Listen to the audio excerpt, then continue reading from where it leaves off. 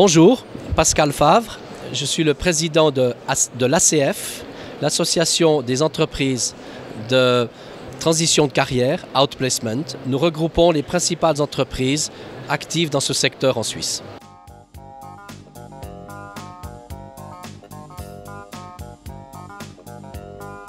C'est une question qui a en fait deux aspects. Vous parlez des licenciements et du marché, si c'est le marché de l'outplacement. Et je parlerai d'abord de la Suisse. Ce qui a changé, c'est que depuis 2 ans, on voit nettement qu'il y a plus que d'habitude de plans de restructuration.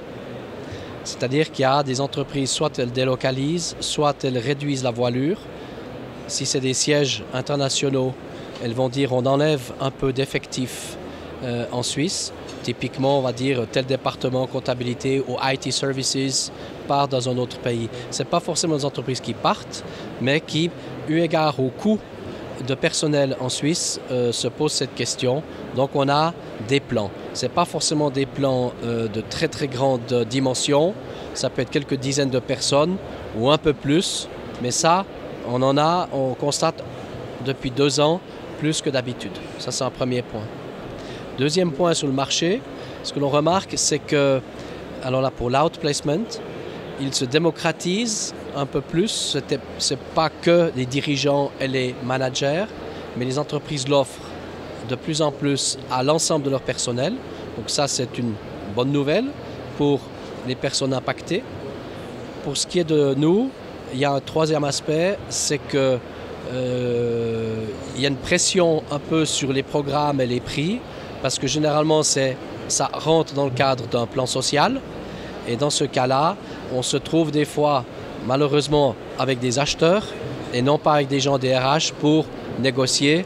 Et c'est dommage parce que des fois, il y a certains éléments qualitatifs qui, dans la discussion, se perdent. Ça, c'est, disons, la zone d'ombre. Voilà, je crois que c'est ce qu'on peut dire sur le marché, comment est-ce qu'on le voit. En Europe, ça dépend des pays. L'Allemagne n'est pas la France, l'Angleterre n'est pas l'Allemagne. Chaque pays est différent et je ne peux pas m'exprimer plus en détail. Il n'y aurait qu'avec les États-Unis où il y a beaucoup plus de distance coaching dans l'outplacement qu'en Europe. Et là, en Suisse, par exemple, on est très orienté relations personnelles, c'est qu'on voit les gens, on fait du face-to-face. Aux États-Unis, c'est beaucoup plus à distance et ça tient à des éléments de société mais aussi de la géographie du pays.